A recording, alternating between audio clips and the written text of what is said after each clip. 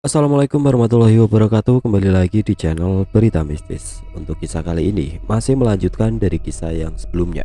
Sebuah kisah yang diambil dari KBM, dari tulisannya akun KBM yang bernama Dewi Jambi. Dan untuk kisahnya yaitu sebuah kisah yang berjudul Ibuku Ternyata Hantu. Sebelum kita masuk ke ceritanya, tekan dulu tombol like video ini dan jangan lupa tekan juga tombol subscribe channel ini dan nyalakan juga lonceng notifikasinya agar tidak ketinggalan cerita-cerita baru dari channel ini. Dan bagi teman-teman yang ingin membaca langsung ceritanya, nanti silahkan saja kunjungi linknya yang nanti akan saya sertakan di kolom deskripsi. Dan seperti apa untuk kelanjutan kisah ini? Langsung saja kita simak berikut ini.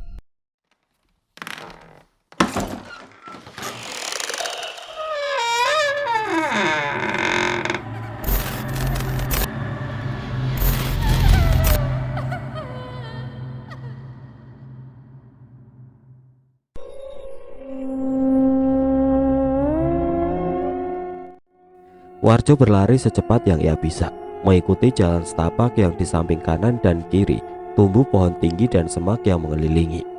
Ia terus berlari, tapi suara tawa wanita itu masih terdengar sangat jelas di telinganya. Dengan nafas yang ternganga, Warjo tetap berlari.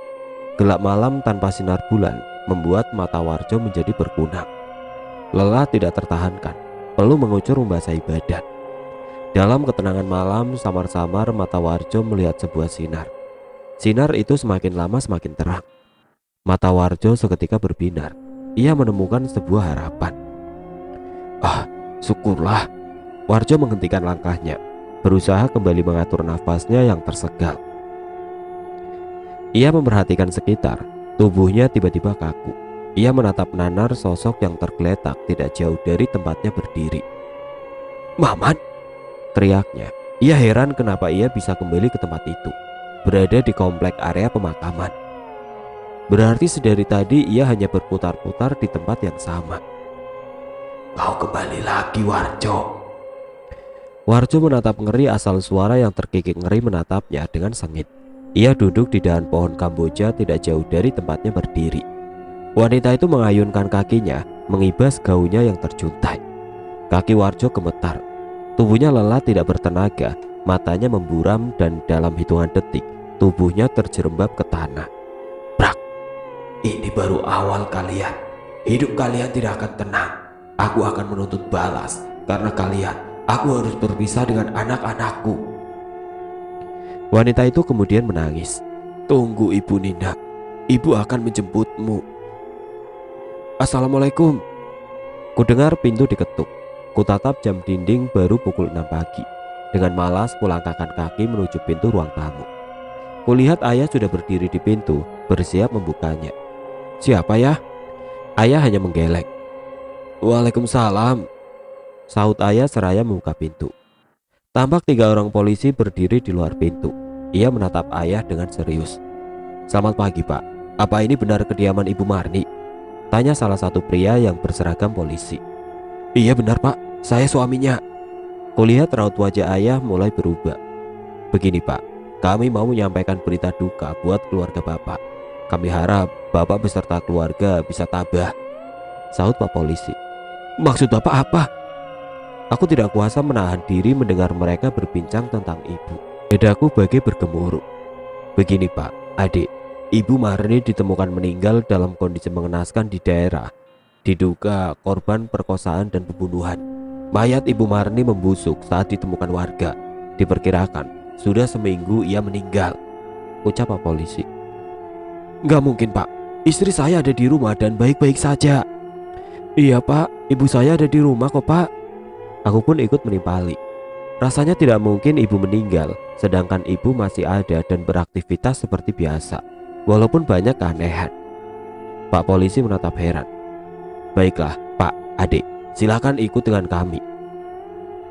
Kami mendapat alamat rumah ini dari KTP yang tercecer di TKP. Kita ke rumah sakit untuk melihat jasad Ibu Marni. Dan jika itu benar istri Bapak, Bapak bisa membawa pulang dan memakamkan secara layak," ucap Pak polisi mempersilahkan ayah dan diriku untuk ikut naik ke mobil polisi yang terparkir di halaman rumah. "Wait, kamu jangan ikut. Jaga adik-adik kamu, terutama Nina." perintah ayah. Aku pun mengangguk. Trauma juga jika harus meninggalkan Nina dan adikku yang lain. Namun dalam hati aku pun tidak mampu menyembunyikan rasa kalut. Bagaimana jika itu memang ibu? Mobil polisi menderu membawa ayah bersamanya. Hatiku tidak karuan.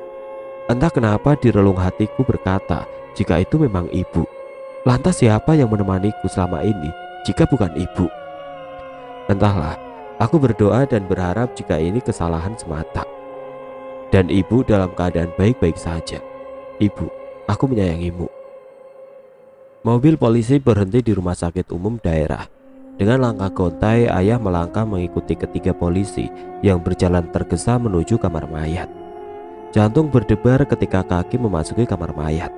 Hawa dingin menelusup hingga relung hati. Salah satu polisi membuka salah satu berangkas mayat. Tampaklah sekilas kaki putih yang sudah kaku. "Mari Pak, kemari." Salah seorang polisi melambai ke arah ayah. Ayah mengangguk pelan dan melangkah mendekati. "Astagfirullah."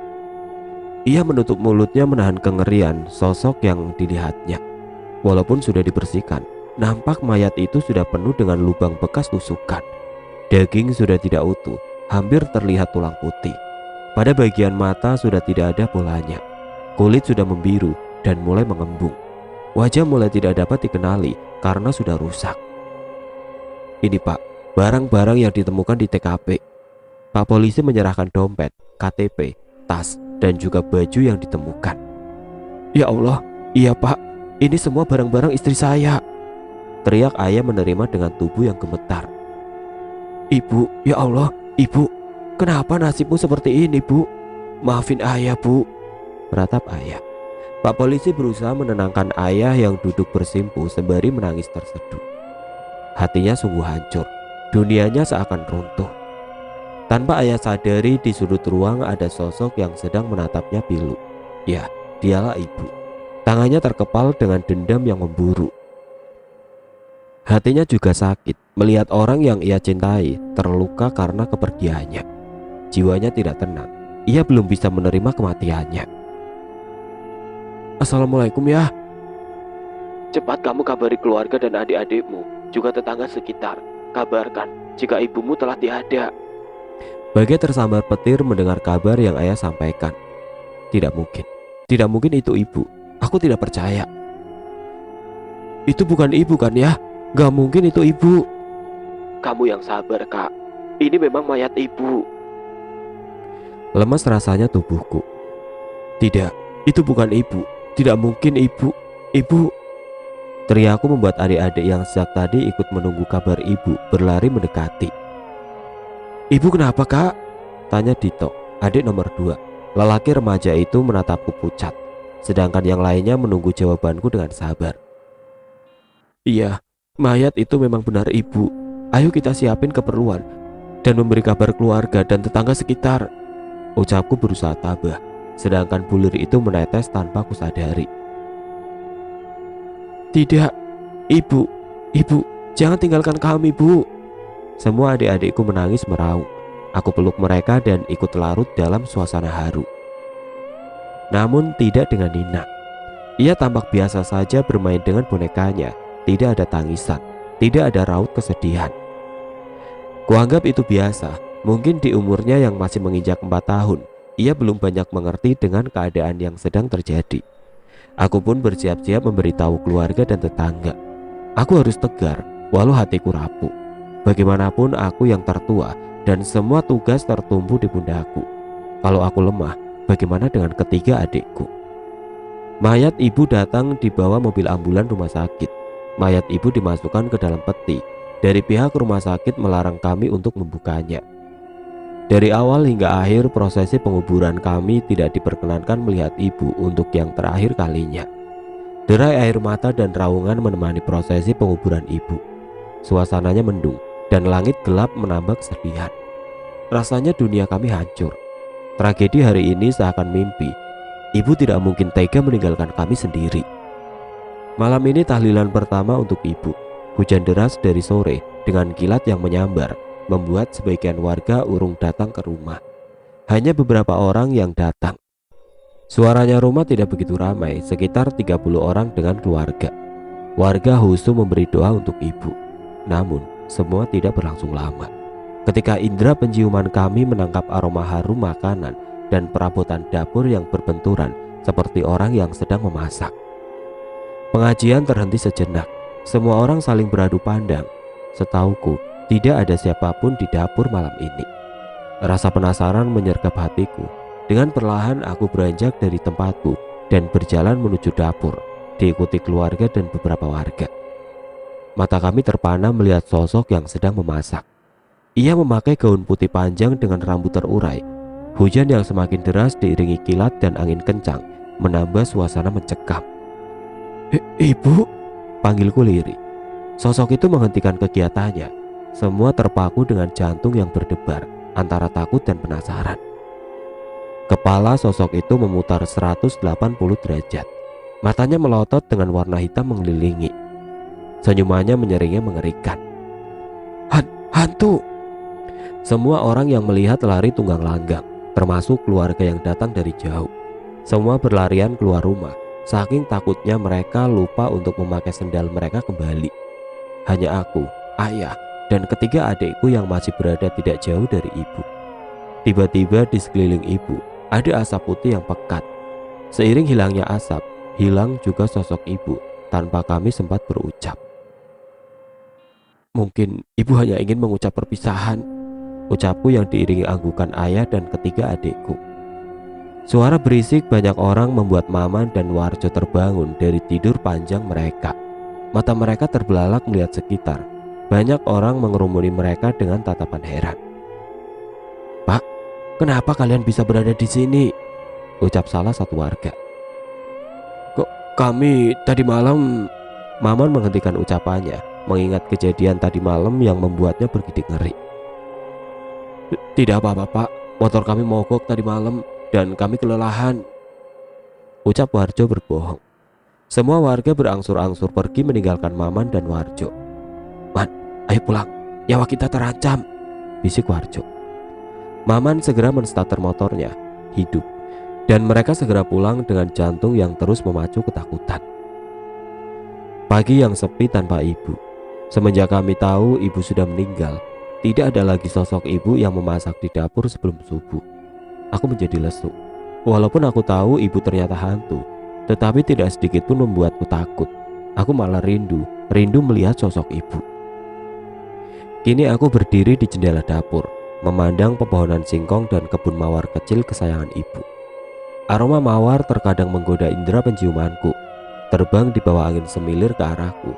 Kuhirup wangi pagi sekuat yang aku bisa. Kulepas dengan hati tertekan. Sedih, pilu menelusup relung hatiku. "Ibu, di mana engkau, Ibu? Aku rindu," bisikku lirik. Angin dingin menyentuh pipi. Entah kenapa rasa sejuknya menenteramkan jiwaku, seperti sentuhan halus tangan ibu. Apakah ini memang ibu? Kupejamkan mata dan kurasakan lebih jauh hingga aku terhanyut. Aku buka mata. Ada ibu di sana dengan senyuman indah menatap sendu ke arahku. Wajahnya pucat, tapi aku tahu ia penuh dengan cinta. Ia melambai mengajakku mendekat. Aku bawa kaki ini melangkah. Aku ingin segera dekat dengannya. Ia tersenyum dan memelukku erat. Aku balas memeluknya dengan air mata yang berderai. Sesak. Aku tahu tidak bisa jauh dari ibu. Kubenamkan wajahku di dadanya, menangis sejadi-jadinya. Aroma ibu begitu wangi, wangi melati yang menenangkan hati. Ibu menyentuh daguku dan melihat sendu ke mataku. "Kamu kumat sayang, kamu anak yang kuat dan kakak yang hebat," ucap ibu. Ia menyunggingkan senyum semanis mungkin untukku. "Tidak, Bu, Widya tidak bisa tanpa ibu. Widya takut." Aku menangis tersendu. "Maafkan ibu, ibu tidak mampu menjagamu dan adik-adikmu lebih lama. Ibu mau, tapi takdir yang tidak mengizinkan." Ibu lalu mengecup keningku. Aku semakin erat memeluknya. Ibu melepaskan pelukannya. Ia kembali tersenyum. Asap putih membalut tubuhnya dan terbang membumbung ke angkasa, hilang dalam sekejap. "Ibu, ibu, ibu, Widya." Kurasakan seseorang menepuk pipiku kasar, membuatku tersadar dan mendongak ke atas. "Ayah," ucapku dengan tangan gemetar. Kamu kenapa di sini? Duduk sendirian di dapur.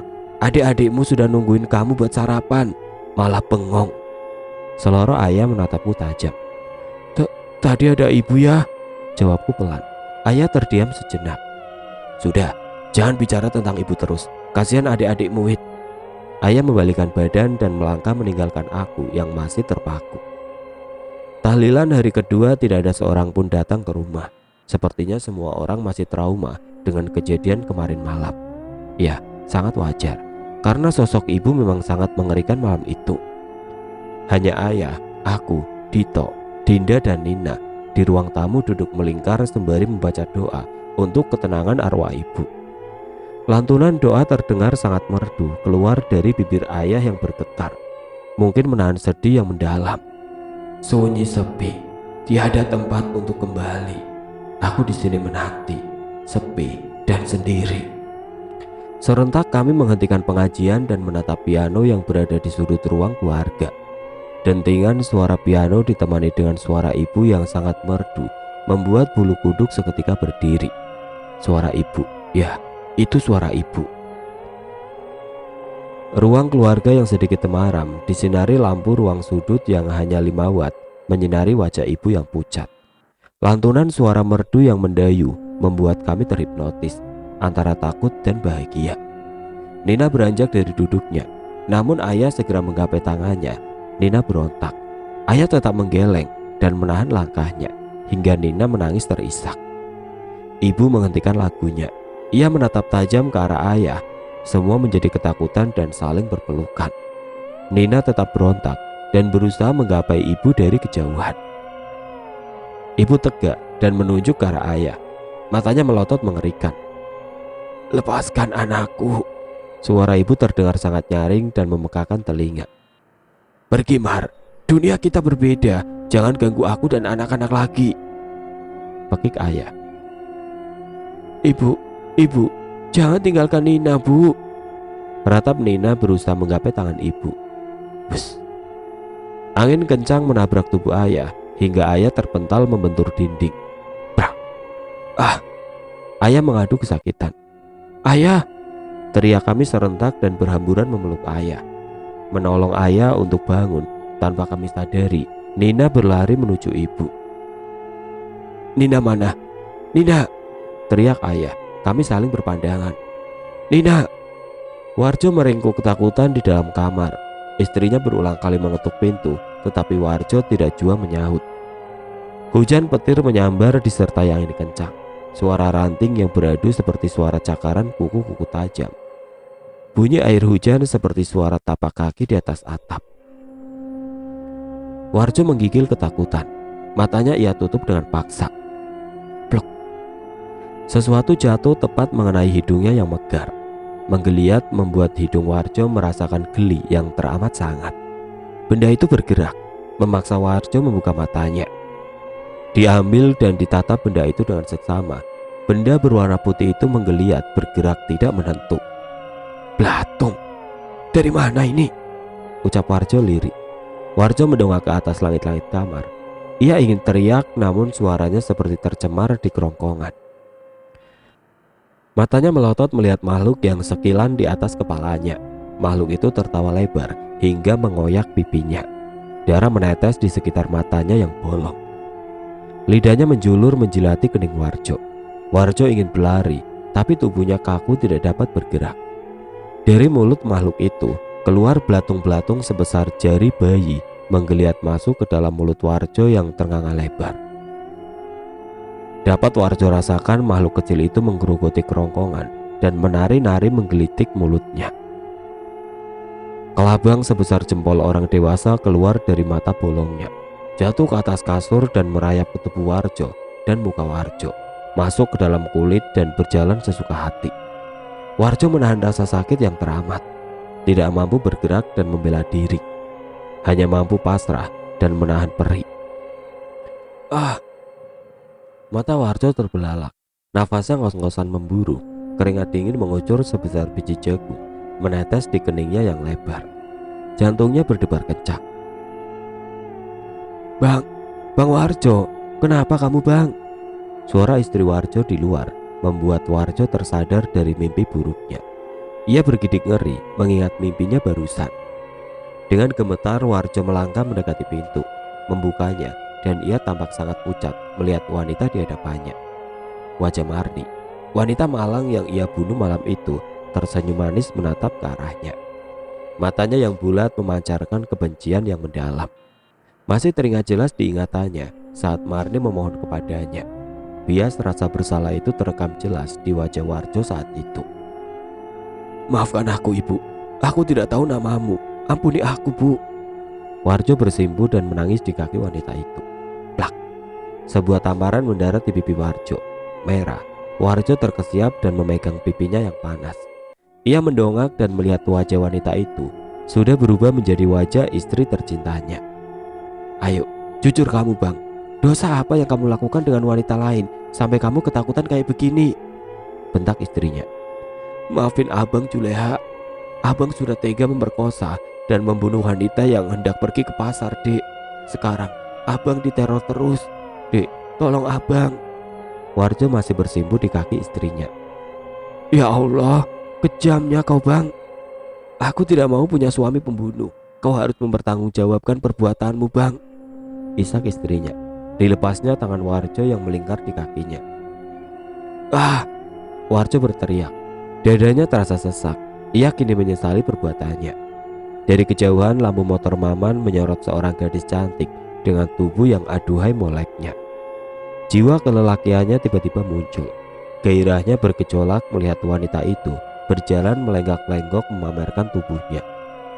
Motor direm mendadak tepat di samping wanita cantik. Wanita itu terkejut dan menghentikan langkahnya. Mata Maman berbinar melihat paha putih si wanita.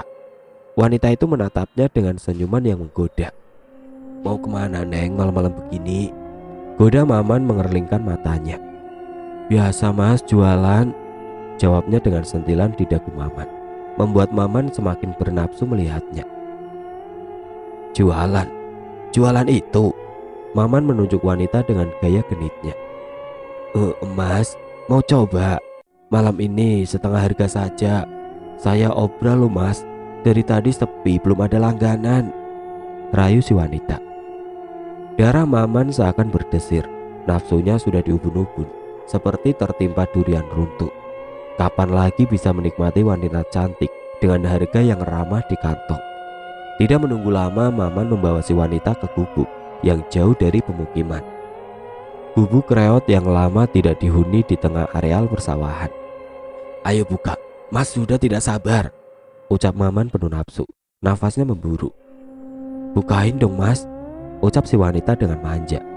Wajah cantik si wanita terlihat samar-samar, terkena cahaya bulan di sela-sela lubang. "Ah, manja banget kamu, cantik." Tangan nakal Maman mulai menggerayangi bagian punggung wanita yang terasa sangat mulus. Ia membuka resleting dengan tergesa. Ia mulai meraba bagian belakang si wanita. Maman sangat menikmati kulit mulusnya. Hingga Maman merasakan sesuatu yang lembek dan bergerak-gerak di belakang tubuh si wanita. Segera ia menarik tangannya. Matanya terbelalak melihat tangannya yang berlumuran darah, juga nanah beserta belatung-belatung putih yang menari-nari manja. Serta merta Maman melihat wanita di hadapannya. Wajah wanita itu berubah rusak, penuh koreng dan luka merah bernanah. Mulutnya menganga mengeluarkan darah beserta kelabang dan belatung-belatung besar. Matanya bolong dengan bola mata yang tergantung di wajahnya. Ia menjulurkan lidah seolah ingin melahap Maman. "Ah!" Maman berteriak dan segera berlari keluar gubuk dengan tergesa. Wanita dengan gaun merah darah itu terbang mengikutinya sambil terkikik membuat Maman gemetar. "Mau kemana kamu, Man? Kamu harus mempertanggungjawabkan perbuatanmu," pekik si wanita marah. "Maafkan aku akan menuruti semua maumu, tapi tolong jangan ganggu aku lagi," ucap Maman sembari terus berlari. Nafasnya terasa tercekat. Ia sangat lelah hingga kakinya gemetar. Beruntung dari kejauhan Maman melihat rombongan pria yang baru pulang dari masjid. Maman memanggil dan melambai-lambai hingga tidak sadar kakinya tersandung batu. Para pria mendekat dan menolong Maman. Si wanita tidak lagi mengejarnya. Kali ini Maman selamat. Nina!" Kami serentak mencari Nina ke semua sudut rumah, tetapi Nina tidak juga ditemukan. Sedih, marah, takut bercampur menjadi satu. Di mana Nina? Mengapa ibu tega mengambil Nina? Apa ibu sudah tidak sayang pada kami? Samar-samar kami mendengar suara ibu dari dalam kamarnya. Kami saling menatap, ragu, karena tadi pun sudah mencari ke kamar ibu, dan ayah, orang pertama yang berlari menuju kamar ibu. Ibu ada di sana bersama Nina. Ibu dengan cinta menimang Nina seperti biasa. Nina tampak lelap dalam dekapannya. Ibu tampak cantik walaupun memakai gaun panjang. Tiada lagi wajah amarah di sana. Ayah tidak berani mendekat. Ia menatap ibu dengan berurai air mata. Begitu juga aku dan kedua adikku. Kami sungguh terharu melihat cinta ibu yang begitu besar untuk Nina. Ibu kemudian meletakkan Nina di atas kasur. Sebuah kecupan lembut mendarat di pipi gembulnya. Ia menoleh dan tersenyum manis menatap kami yang berdiri mematung. Tubuhnya kemudian dibalut asap putih dan terbang membumbung memasuki ventilasi dan hilang dalam sekejap. Ayah melangkah mendekati Nina, begitupun kami, anak-anaknya. Di tepi ranjang kami saling berpelukan. Menangis sejadi-jadinya. Kami takut, bukan karena sosok ibu yang masih menghantui. Namun takut jikalau Nina ikut dengan ibu dan kami akan kehilangan Nina selamanya. "Man, Maman!" pekik Warjo ketika melihat Maman melintas di depan rumahnya. Maman berhenti dan menoleh ke arah Warjo. Motor ia belokkan dan berhenti di rumah Warjo. Rumah sederhana berwarna hijau dengan banyak tanaman bunga di sekitarnya. Adem dan asri hasil tangan istri Warjo yang rajin berkebun. Warjo menatap Maman dengan takut. Matanya membulat sempurna dengan bibir gemetar. Gemertuk gigi yang beradu menandakan rasa takut yang teramat sangat.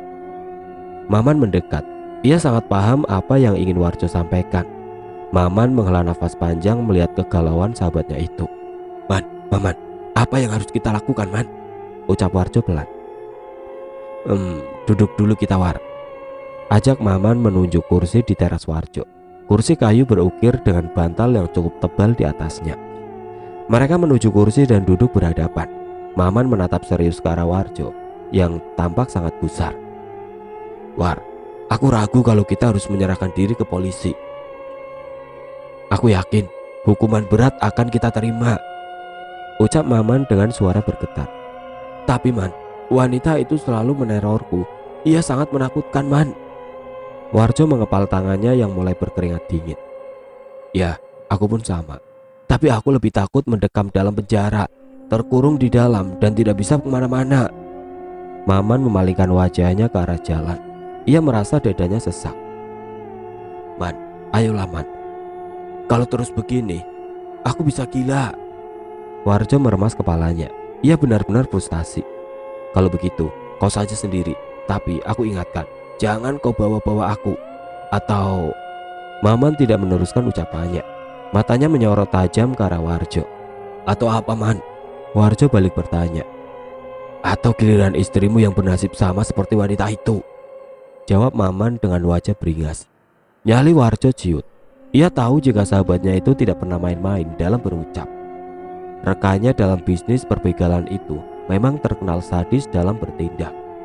Sudah belasan nyawa melayang di tangannya, dan ia selalu bisa terbebas dari hukuman karena kepintarannya. Licin bak belut. Warjo menghela nafas panjang. Dadanya terasa sesak. "Kau mengancamku, Man," bisiknya lirih. "Terpaksa. Jika kau masih nekat, War.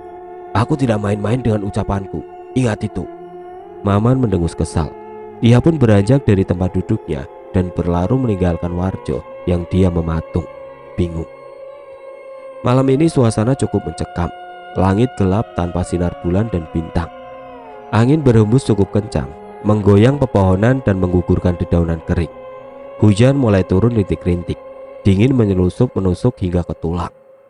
Warjo meringkuk sendirian di dalam kamar. Istrinya memilih pergi dari rumahnya. Warjo sangat ketakutan. Was-was merasuki pikirannya. Rasa bersalah dan takut menjadi satu. Suara ranting pohon yang beradu terdengar seperti suara cakaran di luar sana. Warjo merapatkan kakinya. Walaupun suasana dalam kamar terang benderang, tetapi terasa sangat mencekam bagi Warjo. Lampu tiba-tiba mati. Suasana kamar seketika gelap gulita. Warjo membuka matanya dengan terpaksa.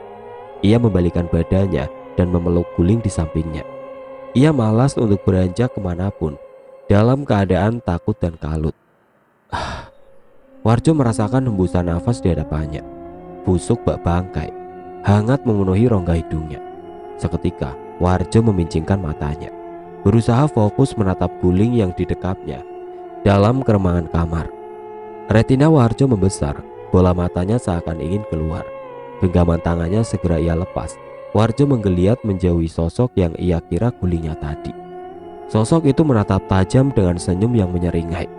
Matanya melotot dengan lingkaran hitam di sekitarnya. Wajahnya putih pucat dengan ikatan di kepalanya. Sekilas nampak serupa guling dengan ikatan di kaki dan kepalanya. Warjo tidak dapat berucap, hanya derai air mata memenuhi wajahnya. Sosok itu tertawa kencang. Ia tidak bergerak, hanya menatap tajam ke arah Warjo. "Aku mohon, ampuni aku. Aku akan menyerahkan diri ke polisi. Aku janji akan bertanggung jawab," ucap Warjo dengan bibir bergetar. Sosok itu tidak menjawab. Ia hanya terkikik ngeri, membuat bulu kuduk Warjo berdiri. Warjo tidak mampu berlari. Ia hanya pasrah.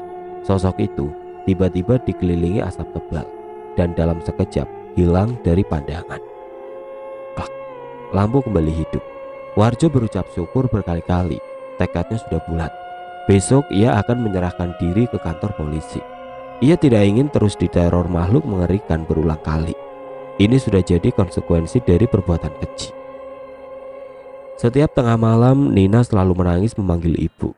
Dan aku sudah terbiasa melihat ibu yang selalu datang lewat tengah malam hanya untuk membelai dan mencium Nina hingga Nina tenang. "Ibu, aku tahu ibu bukan lagi manusia seperti dulu." Ia selalu datang memakai gaun panjang dengan rambut terurai. Ibu pun selalu tersenyum jika berpapasan denganku. Ayah pun tahu ibu selalu datang hanya untuk menenangkan Nina. Ibu tidak jahat. Ia tidak mengganggu kami sedikit pun. Jika lewat tengah malam, ayah selalu pindah ke sofa ruang tamu. Ia tidak ingin kehadirannya mengganggu ibu. "Widya," ibu melambai ke arahku begitu ia melihatku mengintip dari balik pintu. Kulihat ibu sedang menimang Nina sambil sesekali mencium keningnya. Aku mendekat dengan takut. Namun ibu seperti tahu ketakutanku. Ia tersenyum sangat manis kepadaku.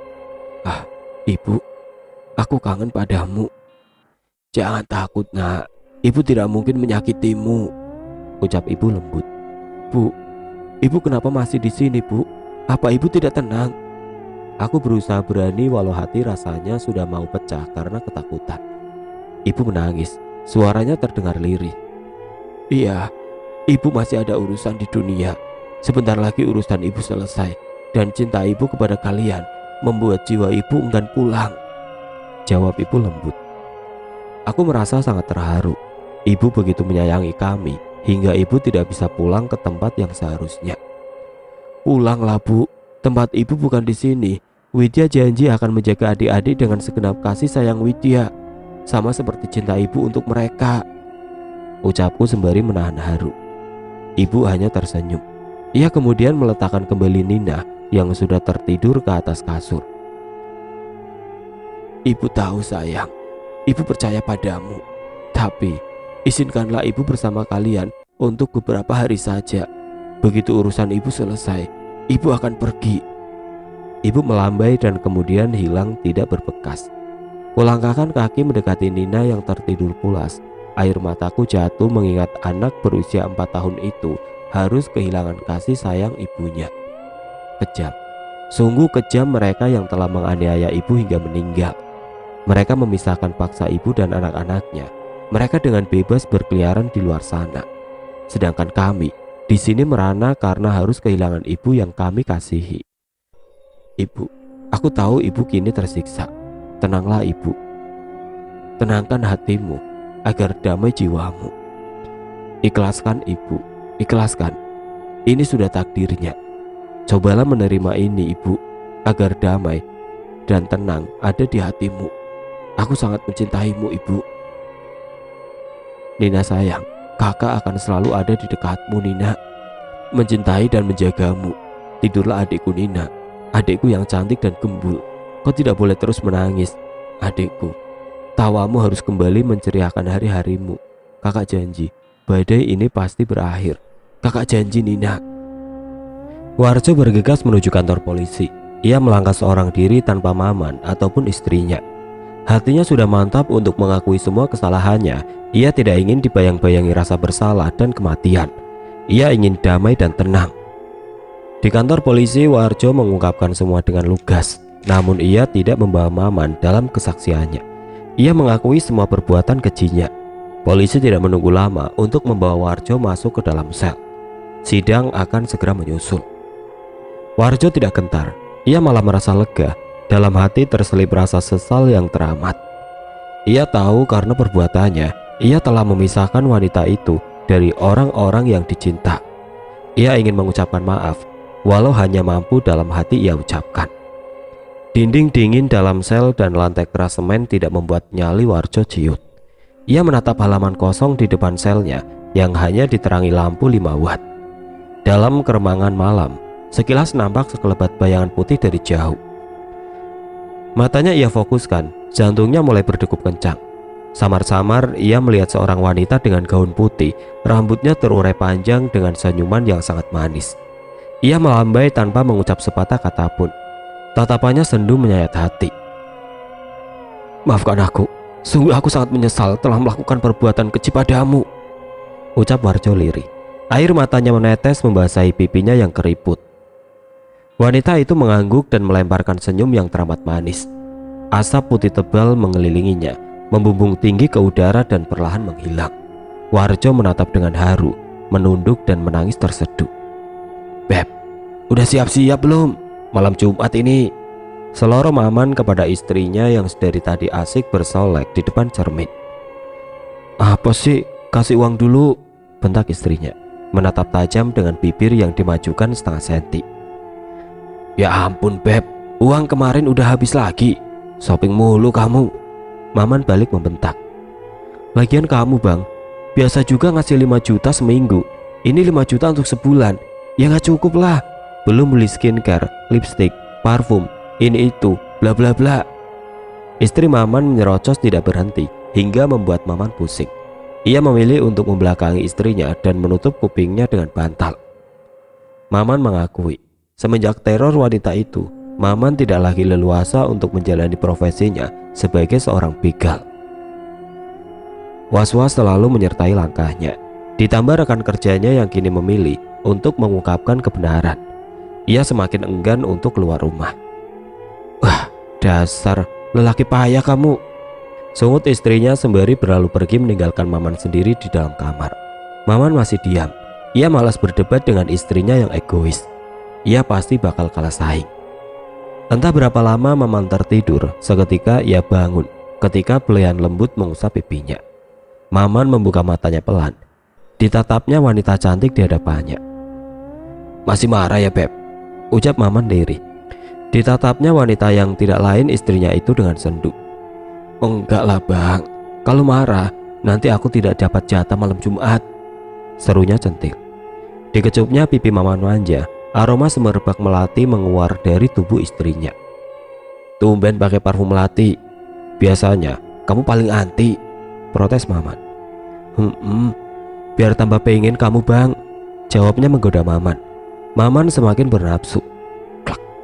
Lampu tidur dimatikan Maman. Ia segera mencium istrinya dalam suasana remang-remang. Sinar bulan hanya masuk dari tirai yang tidak seberapa tebal. Awalnya Maman menikmati ciuman istrinya. Aroma melati memang membuat Maman terhipnotis. Namun lama-lama Maman merasa bau mulut istrinya berubah menjadi bau bangkai. Dan ia merasakan sesuatu yang bergerak di dalam mulutnya. Wah! Maman muntah dan mendorong istrinya kuat. Samar-samar dilihatnya sesuatu bergerak di muntahannya. Maman menatap lantai dengan anar. Belatung dan cacing bergerak membuatnya bergidik ngeri. Maman menatap istrinya yang duduk bersimpuh tidak jauh darinya. Kepala wanita itu memutar seperti gasing tiada henti. Maman tidak berani mendekat. Ia beringsut mundur ketakutan. Beb, ucap Maman dengan suara bergetar. Klak, klak, klak. Bunyi leher istri Maman yang seperti terpatah-patah. Ia berhenti memutar kepalanya, menatap ke arah Maman dengan tajam. Wajahnya yang cantik penuh polesan berubah sangat pucat. Lingkaran hitam di sekitar matanya. Ia melotot dan membuka mulutnya dengan perlahan. Dari dalam mulutnya keluar lidah yang sangat panjang menjilati wajah Maman yang ketakutan. Lidah itu berbau anyir, membuat Maman menahan mual. Tubuh Maman gemetar, lidah itu membelit lehernya dengan kencang. Maman tidak dapat bernafas, ia berusaha sekuat tenaga untuk lepas. Brak! Tubuh Maman melayang dan dilempar membentur tembok. Wanita itu melayang dengan kikikan nyaring memegahkan telinga. Maman muntah darah. Ia tidak mampu bergerak karena dadanya terasa sangat sesak. Nafasnya tercekat. Wanita itu melayang mendekatinya. Kakinya ngambang dengan rambut yang terurai. Tamat riwayatmu, Man. Aku sudah memberikan kesempatan, tapi kau menyia-nyiakan, ucap wanita itu. Maman tidak mampu berucap. Lidahnya terasa keluh. Ia hanya bisa pasrah ketika wanita itu memuntahkan ratusan binatang melata yang menggerayangi dan masuk ke lubang hidung dan mulut Maman. Kelabang dan kawan-kawannya memasuki dan menghancurkan tubuh dan organ dalam Maman dalam hitungan detik. Maman tergolek lemas. Tubuhnya penuh luka dan lubang ulah binatang-binatang kecil yang berbisa. Bang, kok gelap sih? Suara istri Maman begitu membuka pintu kamar. Ia merasa bersalah berkata kasar tadi. Klak. Ia menghidupkan lampu dan mengedarkan pandangannya mencari Maman suaminya. Abang. Brak. Istri Maman ambruk begitu melihat keadaan Maman yang sangat mengenaskan. Para tetangga berdatangan mendengar teriakan. Mereka memandang ngeri jasad Maman. Jasad yang mengenaskan. Matanya hampir copot, sekujur tubuh penuh lubang. Dari telinga, hidung, dan mulutnya keluar binatang-binatang kecil berbisa. Kelabang, kalajengking, dan lintah merayap keluar bersamaan. Mereka bergidik ngeri melihat Maman yang sudah terbujur kaku dan berlumuran darah. Entah apa dosa Maman sehingga ia bisa mengalami hal yang sangat mengenaskan seperti ini. Para tetangga berbisik dan bertanya-tanya satu sama lain. Istri Maman dibawa ke dalam kamar lain. Setelah sadar, mereka lalu segera mengebumikan Maman hari itu juga. Derai air mata istri Maman menemani prosesi pemakaman. Dari kejauhan, sosok tidak kasat mata tersenyum penuh arti melihat nasib Maman yang berakhir tragis. Dendamnya telah terbalaskan. Maman merasakan buah dari perbuatan kejinya. Waalaikumsalam. Baik Pak, besok kami akan memenuhi panggilan sidang, seru ayah serius berbincang di telepon dengan seorang yang tidak aku kenal. Klak. Gagang telepon diletakkan ayah. Mimik wajahnya berubah mendung. Ia menghela nafas dalam. Sidang apa ya? Dengan hati-hati bibir ini berucap, takut ayah menjadi marah. Sidang tentang pembunuhan ibumu, Nak. Pembunuhnya sudah menyerahkan diri, ucap ayah menatapku sendu. Ya Allah ya, Widya harus ikut. Widya ingin tahu siapa yang tega berbuat keji kepada ibu, teriakku. Derai air mata tidak mampu aku tampung. Dadaku rasanya sesak jika mendengar kejadian tragis tentang ibu. Ya, besok kita sama-sama ke sana. Namun ayah mohon Wid, tahan emosimu. Ayah tidak ingin arwah ibu semakin tidak tenang. Biarkan ibu pergi dengan damai, seru ayah. Ia menggenggam tanganku erat. Aku tahu ayah pun sakit hati dan terluka. Bias kesedihan dan tertekan terlihat jelas di raut wajah ayah. Aku pun tertunduk dan kami sama-sama terisak. Perih dan teriris, luka yang belum mengering ini seakan kembali berdarah. Adik-adik keluar dari kamar bersamaan mendengar isakan tangisku dan ayah. Mereka memeluk kami tanpa mengerti apa yang sedang terjadi. Kami memilih diam. Kami tidak ingin mereka ikut bersedih, terutama Nina. Hari terasa amat panjang menunggu esok hari persidangan. Aku sudah tidak sabar melihat sosok pria tega pembunuh ibu. Dadaku seketika sakit jika mengingat hal itu. Nina, kamu belum tidur, Dek, ucapku begitu melihat Nina yang tiba-tiba muncul di kamarku. Seperti biasa, dengan menggendong boneka Hello Kitty kesayangannya. Ia menggeleng dan beringsut mendekatiku. Ia menatapku dalam dan memelukku erat. Kakak, ibu tadi datang, tapi ibu bilang ibu tidak bisa datang lagi. Nina sedih, Kak. Aku dengar Nina mulai terisak. Ku pegang wajah Nina dan menatap Nina. Ia mendongak dan melihat jauh ke dalam mataku. Sebisa mungkin aku sembunyikan bias kesedihan. Aku tidak ingin Nina bertambah sedih. Nina, ibu ada urusan dan harus pergi jauh. Tapi di dalam sini, ibu selalu menemani.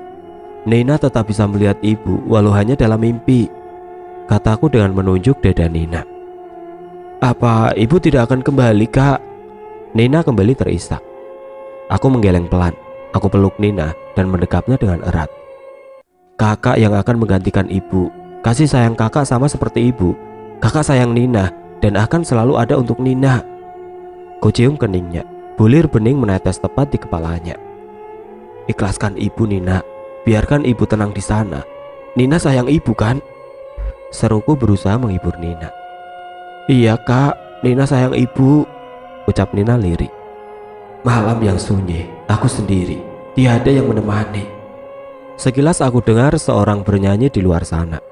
Aku gendong Nina dan aku bangunkan adik-adikku yang lain. Hujan gerimis di luar tidak menyurutkan langkah kami. Senandung lagu yang sering dinyanyikan ibu. Ya, aku yakin sekali itu ibu. Drap, drap, drap. Langkah kami terhenti. Ayah sudah berdiri di ambang pintu. Ia menatap tajam keluar. Pelan-pelan kami mendekati ayah. Nina ingin berlari tapi cepat ditangkap dan digendong ayah. Kami semua terdiam terpaku. Hanya Nina yang berontak ingin turun. Ibu, Nina ikut, Bu. Tangis Nina pecah diiringi yang lain. Ibu menatap sendu ke arah kami. Ia melambai tapi tetap berdiri mematung. Ibu tampak sangat cantik dengan balutan hijab putih yang menutupi. Anak-anak, ibu pamit pergi. Ingat, jangan nakal. Urusan ibu sudah selesai. Ibu sudah tenang. Widya, ingat pesan ibu, nak. Jaga semua adikmu dengan baik. Urus rumah. Ibu minta maaf, tidak bisa menjaga kalian lagi. Nina, ikhlaskan ibu ya, nak. Nurut sama kakak. Ayah, ibu minta maaf, belum bisa menjadi istri yang terbaik. Tapi yang harus ayah tahu, ibu sangat mencintai ayah. Kami semua mengangguk mendengar ucapan ibu. Tangis haru membasahi pipi melihat kepergian ibu. Ibu tersenyum sangat manis ke arah kami. Mungkin inilah senyum terakhir yang bisa kami lihat dari wajah cantik ibu. Angin bertiup semilir membuat gaun ibu melambai ke sana dan ke sini. Ia kemudian berbalik dan terbang membumbung tinggi ke atas langit. Kami menatapnya hingga ibu benar-benar hilang di telan malam. Ya, aku sadar dunia kami sudah berbeda. Aku tidak ingin menyimpan dendam. Takdir yang dijalani ibu memang tragis. Tapi tetap ada kata maaf untuk mereka yang melakukan kesalahan. Begitupun dengan pembunuh ibu. Aku memilih untuk memaafkan seperti permintaan ayah. Aku hanya ingin ibu tenang. Daripada menyimpan dendam, aku lebih memilih untuk fokus mengurus ketiga adikku, terutama Nina, adik bungsuku. Hari persidangan ibu tiba. Suasana berjalan khidmat. Tidak ada caci maki. Semua berjalan dengan sangat lancar.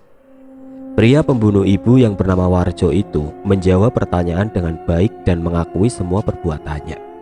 Ia pun menyampaikan kabar jika temannya yang juga menghabisi ibu sudah tiada. Dan kini Warjo menjadi pelaku tunggal. Ia pun dijatuhi hukuman 15 tahun penjara. Lebih ringan dari tuntunan yang harusnya seumur hidup karena ia mengakui dan menyerahkan diri dengan sukarela. Sebelum dibawa kembali ke dalam sel, ia sempat bersimpu di hadapanku dan ayah. Ia menangis meminta maaf atas semua kesalahannya. Dengan tegar ayah memaafkan, begitu juga aku. Hatiku lega. Kini pembunuh ibu sudah mendekam di penjara. Ayah merangkulku. Kami berdua berusaha tegar menghadapi kenyataan pahit ini. Walaupun ibu sudah tiada di dunia, tapi ia selalu ada di hati. Ibu sudah tenang di sana. Aku berjanji akan menjaga keluarga kita, Bu. Ibu jangan khawatir. Doa kami akan selalu kami lantunkan untuk ibu. Tenanglah di sana, Ibu. Tunggu kami, Ibu. Kita akan bersama-sama kembali suatu saat nanti di dunia berbeda. Dunia yang kekal dan abadi. Dunia yang tiada sedih dan sakit hati.